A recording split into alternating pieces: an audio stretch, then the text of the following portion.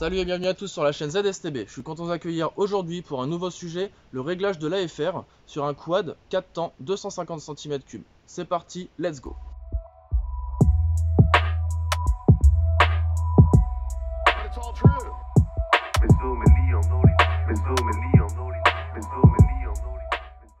Aujourd'hui dans cette vidéo, je vous parle donc d'une préparation moteur, d'une mise au point, mais aussi d'une fiabilisation. Ce véhicule est un Bachan Terminator de 250 cm3, modèle 2007. C'est un véhicule qui est immatriculé, il est équipé d'une plaque numéralogique à l'arrière. C'est un quad qui ne vaut pas grand chose, on n'aurait pas donné cher de sa peau, je l'ai payé 50 € en 2011. On a fait quelques kilomètres et puis on est tout de suite tombé en panne niveau partie cycle, on a eu des gros soucis au niveau du train arrière, du train avant. Donc j'ai souhaité fiabiliser, mettre un stop aux emmerdements concrètement à chaque sortie, que ce soit clean, propre, que tout soit aux petits oignons, réglage moteur, partie cycle, partie électrique, à tout niveau en fait. C'est un quad qui a été renforcé mais aussi fiabilisé pour son usage au quotidien. Donc dans cette vidéo on va bien sûr parler de l'AFR, pourquoi l'AFR, comment on a installé ça sur ce véhicule, mais je vais aussi vous parler de l'optimisation qui a été effectuée au niveau de la partie cycle. Donc on commence par le train avant, dessus on a mis des amortisseurs de 300 Kawasaki additionnés à un ensemble de directions de Can-Am Outlander 500 pour éviter les problèmes. Donc on a simplement dû repasser en diamètre 12 le pivot et l'axe central. Au niveau de la transmission, on a réétudié le kit chaîne en rajoutant un rouleau ici qui permet que quand on appuie sur le quad, ça appuie sur la chaîne et non que quand on appuie sur le quad, ça détende comme ça faisait avant et ça faisait un arc de cercle comme ceci. Donc on est repassé sur un kit chaîne sur mesure au niveau de la couronne, une chaîne renforcée au niveau des deux roulements arrière, donc c'est des roulements à la base qui font 1 cm. On a souhaité usiner la pièce pour remettre des 2 cm, deux roulements étanches de type nautique, additionnés à deux joints spi aussi de type nautique qui permettent qu'il n'y ait vraiment aucune entrée d'eau et qu'il ne se détériore pas.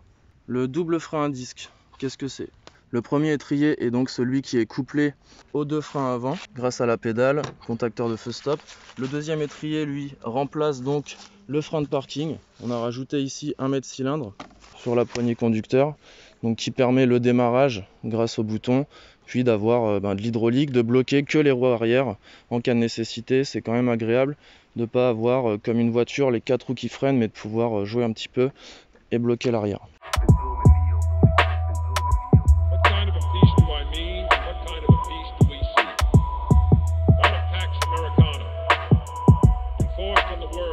Donc c'est un véhicule assez léger, doté d'une garde au sol quand même assez importante, au moins une quarantaine de centimètres à l'avant et à l'arrière. Bon par contre voilà, c'est le problème des quads ATV. À l'arrière on va avoir maxi 17 cm de débattement. Bon après voilà, ça permet de passer dans ce sens là, appuyer sur les bosses sans problème. Donc partie électrique, j'ai souhaité faire une réfection de faisceau suite aux ajouts de matériel qui ont été faits. Le radiateur a été rebalancé légèrement vers l'avant.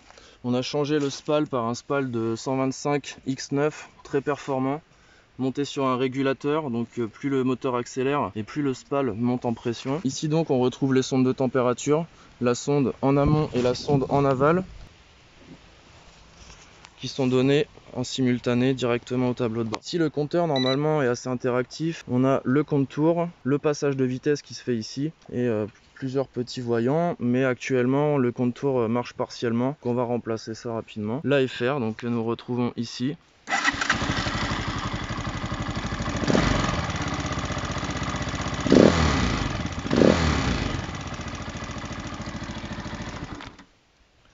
Donc on arrive maintenant au sujet de l'AFR. Donc pourquoi j'ai souhaité mettre un AFR sur ce véhicule?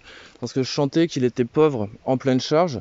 Donc pauvre, c'est-à-dire trop d'air pour pas assez d'essence, alors que j'avais déjà conditionné la boîte à air d'origine légèrement, ce qui me semblait correct, mais c'était vraiment pas assez. On sentait qu'il s'engorgeait en lui-même. En quatrième, la bougie noircissait de la couleur du pneu. Donc c'était assez impressionnant.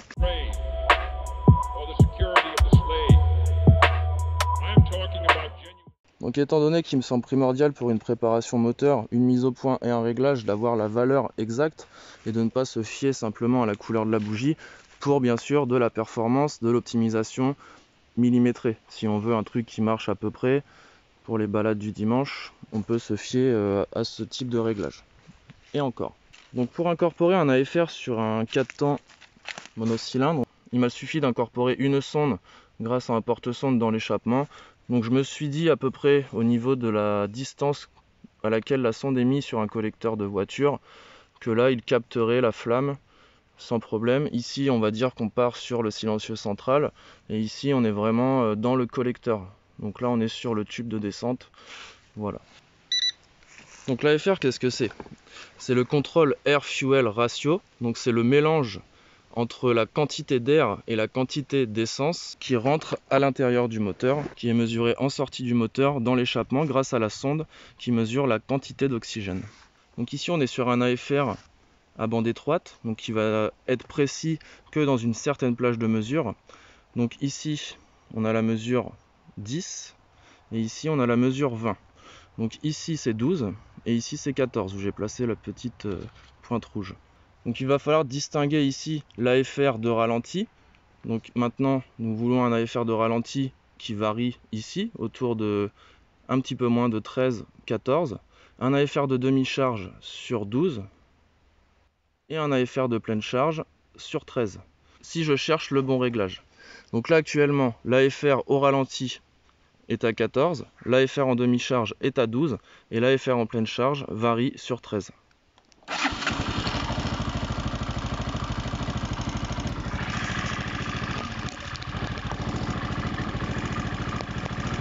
Donc voilà, si on fait une moyenne de la variation au ralenti, 13, 14, 15, 13, 15, 14, 16, voilà la moyenne, moi je pense qu'on est environ sur 14. Donc là en demi-charge, donc la demi-charge il suffit d'accélérer à minima. Voilà.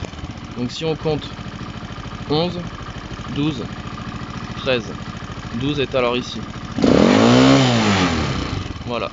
La pleine charge, je vous la ferai pas voir aujourd'hui parce qu'on n'est pas équipé de la GoPro et j'ai pas envie de tomber juste pour vous faire la démonstration, mais je peux vous dire que la pleine charge actuellement est sur 13. Donc c'est ce qu'on recherchait.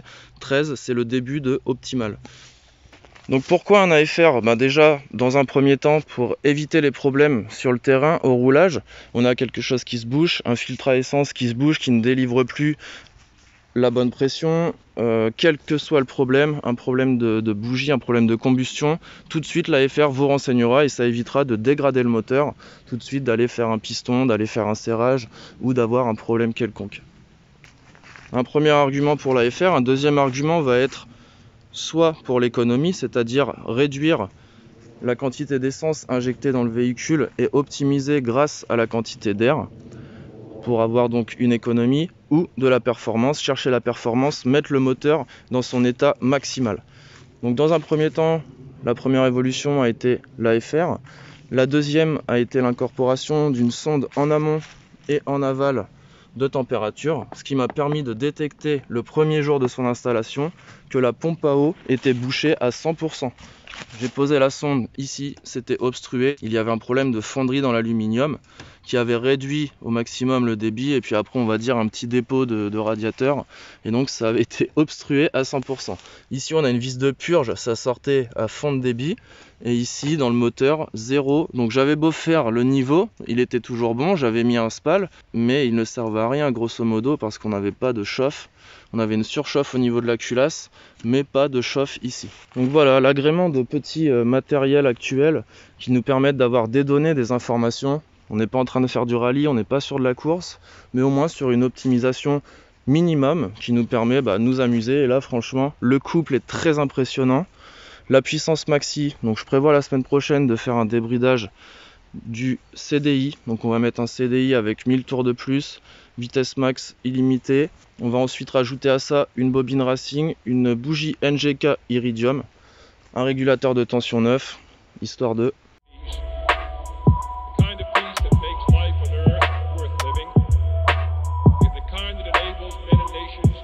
C'est la pause, nénette.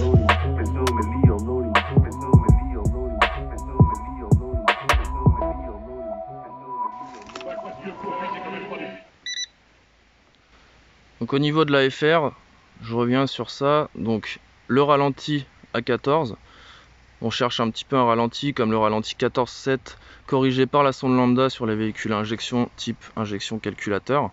La demi-charge donc se retrouve à 12 et la pleine charge se retrouve à 13. Donc moi je cherchais une pleine charge plus pauvre que 12. Donc pourquoi on a une valeur supérieure donc en demi-charge? C'est tout simplement parce que en demi-charge, il y a moins d'air qui rentre qu'en pleine charge quand le boisseau est ouvert à fond. Voilà. Donc qu'ai-je dû faire pour régler cet AFR? Donc l'optimisation s'est effectuée sur la compression des éléments. Donc j'ai déjà rebouché les trous que j'avais fait sur la ligne, mais j'ai aussi comprimé, donc à l'aide d'une rondelle et d'un fixateur, j'ai pu récupérer une compression dans la ligne. Et peut-être plus de chauffe au niveau de la sonde lambda, peut-être plus de précision parce que je suis pas vraiment très sûr au niveau de la distance à laquelle il faut la mettre du moteur. Donc j'ai ensuite réétanchéifié le filtre à air. Bon là ça ressemble à rien parce que c'est vraiment un prototype. On peut ici voir donc à l'intérieur, donc c'est une boîte à air de karting avec un double filtre.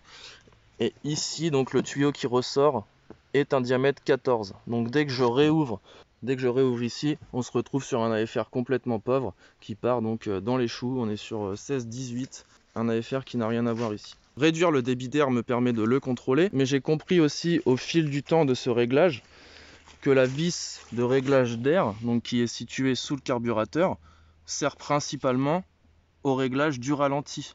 Parce qu'en pleine charge, il n'influe pas excessivement sur le réglage de pleine charge. C'est le débit ici qui va régler la quantité d'air injecté dans le moteur en pleine charge. On peut donc interagir ici pour le ralenti sur la vis d'air. Ici sur la hauteur du boisseau à 5 niveaux, donc principalement pour la pleine charge. Donc à l'heure actuelle, pour ce réglage, je suis réglé au deuxième cran. Pour réduire l'AFR de pleine charge, je suis donc réglé au deuxième cran en partant du haut sur le boisseau. Je suis réglé à 2 tours et demi au niveau de la vis d'air. Mon diamètre d'entrée est un diamètre 14 au niveau du filtre à air. Et la compression dans la ligne, on pourrait comparer ici qu'on a à peu près le même diamètre en sortie au niveau du silencieux arrière. Donc ici on a remis une Duritavia avec un réservoir de 125 X9 avec ici la petite mise à niveau. Voilà la petite préparation, donc je peux vous dire que ça sent bon dans les bois. Donc cette vidéo touche à sa fin, j'étais content de vous présenter le réglage de l'AFR sur un quad ATV 250 cm3. Cette année ça va donner, on va se faire quelques enduros, j'espère que les mecs vont être chauds. C'est parti, let's go. Pensez à vous abonner, à mettre un like si vous avez aimé le sujet de la vidéo, n'hésitez pas à mettre un commentaire, j'essaie de vous répondre assez rapidement. À une prochaine sur ZSTB. Ciao. Et si quelqu'un veut une VHS, c'est disponible. Vous me demandez en mail, pas de souci, je vous envoie ça.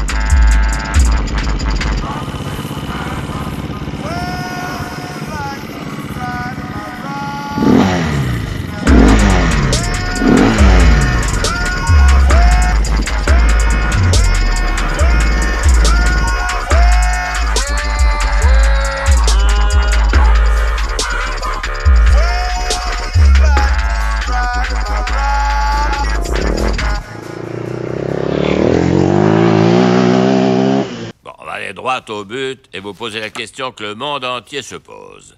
C'est vous ou c'est pas vous, JFK? Bien sûr que c'est nous.